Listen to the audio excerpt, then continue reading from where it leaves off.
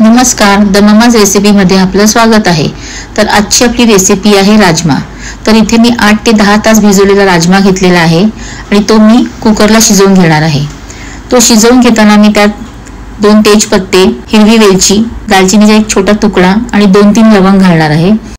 आता त्यामध्ये मी पाणी घालत आहे, चवीपुरता मीठ आणि तेल घालणार आहे। तेल घातल्याने काय होतं की राजमा खूप छान असा फुटरस होतो आणि कुकरला एक 4 ते 5 शिट्या करून घेणार आहे।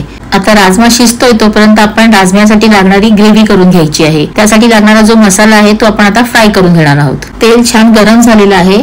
आता आपण फोडणीवरती 1 चमचा जिरं घातलेला आहे, आलं आणि लसूण कट करून घातलेला आहे, कांदा टोमॅटो घालायचा आहे, थोड्या कोथिंबीरच्या काड्या घेतलेल्या आहेत। त्या छान अशा मऊ होईपर्यंत व्यवस्थित कांदा आणि टोमॅटो शिजवून घ्यायचा आहे। बघा आता आपण बघू शकतो की आपला कांदा टोमॅटो छान मऊ झालेला आहे आणि हे पूर्णपणे थंड होऊ द्यायचं आहे। हा एकदा व्यवस्थित थंड झाला की मग त्याला मिक्सर मध्ये त्याची पेस्ट करून घ्यायची आहे। पेस्ट करताना त्यामध्ये थोडासा राजमा पण घालायचा आहे, म्हणजे ग्रेव्ही छान थिक होते आणि चवीला पण छान लागतं। आता सेम पॅन मध्येच मी पुन्हा फोडणी करत आहे। त्यामध्ये थोडंसं पुन्हा फोडणीवर जिरं घातलेलं आहे, 1 चमचा हळद घातलेली आहे, लाल तिखट घालायचं आहे चवीप्रमाणे आणि 1 चमचा गरम मसाला घालायचा आहे आणि त्यावरच आपण जी पेस्ट करून घेतलेली आहे ग्रेव्हीसाठी ती त्याच्यामध्ये घालून ग्रेव्ही छान अशी फ्राय करून घ्यायची आहे। ग्रेव्हीला छान तेल सुटलेलं आहे। आता आपण थोडी बारीक चिरलेली कोथिंबीर पण त्याच्यात घालून घेणार आहोत आणि पुन्हा एकदा फ्राय करणार आहोत। त्याला व्यवस्थित फ्राय करून झालं की आपण त्यात आता शिजवलेला राजमा घालून घेणार आहोत आणि तो सुद्धा व्यवस्थित एकजीव होईपर्यंत त्याला मिक्स करून घ्यायचा आहे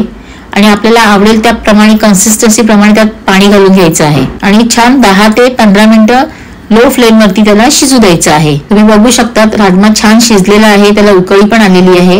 आता त्यामध्ये चवीपुरता मीठ घालून घ्यायचं आहे आणि 1 चमचा बटर घालायचं आहे। बटर घातल्यामुळे राजमाला खूपच छान चव येते। बटर घातल्यानंतर पुन्हा 5 मिनिटं आपण त्याला लो फ्लेम वरती शिजू द्यायचं आहे। अशा प्रकारे आपला झटपट असा राजमा तयार झालेला आहे आणि आता आपण प्लेटिंग करून घेऊया। तर आपली प्लेट लागलेली आहे आणि छान असं भरपूर राजम्यावरती बटर घातलं तरच त्या राजम्याची मजा येणार आहे आणि सोबत मी जिरा राईस केलेला आहे आणि लच्छा प्याज। कसं वाटलं तर मग तुम्हाला आजची डिश?